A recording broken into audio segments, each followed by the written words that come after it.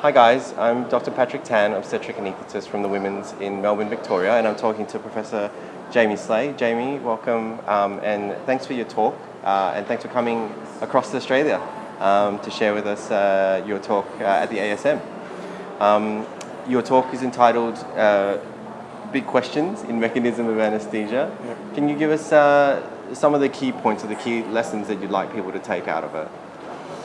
Well, obviously there's many big questions, so I've really only just chosen a few. So the first one was that although we understand a lot of what occurs at the molecular level, it's unclear how you translate that into the actual anaesthetic state, which is a state of lack of behaviour in response to surgical stimulus. So how you translate molecular actions to behavioural actions is one side. The other big question, I think, is about consciousness. So consciousness is really one of the big questions of science for the 21st century, and that as anaesthetists, we're the ones that are switching it on and off 10 times a day, and we should really be contributing to, in a serious scientific way, to the understanding of consciousness. Could you explain to us again the difference really between disconnected consciousness and full unconsciousness? Yeah. In a way that maybe people like me can understand it. Well, we think of consciousness as wakefulness, and that's where you're paying attention to the outside world, and so your self is connected with outside world. You're getting perceptions of what's going on around you. When you're asleep and you're dreaming, you're typically not connected to the outside world directly, although sometimes indirectly.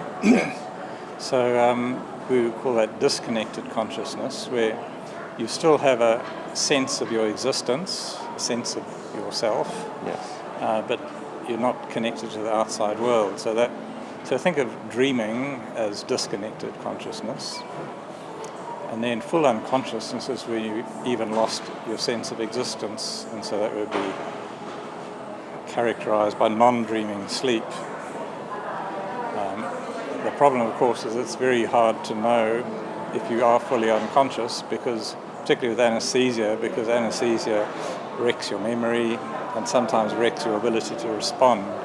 So it's very hard to be able to report that you were actually conscious when you actually look like you're unconscious. Do we as clinical anaesthetists, do you think we ever really know if our patient is fully unconscious? Not completely. And you could argue that, in fact, the target for anaesthesia should be to get to at least disconnected consciousness. So if a person is not caring about the surgery, but having their own just internal dreaming, that's probably a reasonable state to be in. Okay. Can you tell us a little bit about some of the research that you have going on at the moment? So at the moment we're doing a clinical study in association with colleagues in Oxford, looking at whether slow waves are a useful way of titrating anaesthetic depth.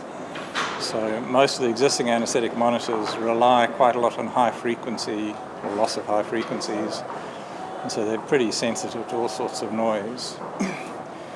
So the idea is to look at the slow waves and also to look at the individual. So the idea is to be able to titrate your anaesthetic to the individual that you're dealing with rather than a population average. Yeah. And Jamie, one last question. This is a bonus question for the viewers. You work at Waikato Clinical Campus in Hamilton, New Zealand. Yeah. So you must have a favourite flavour of Duck Island ice cream. What is it? Well, quite a lot. Quite a lot. I like salted caramel, I have to say. Wonderful. That's probably my favourite flavour too. Thanks very much. Thank you.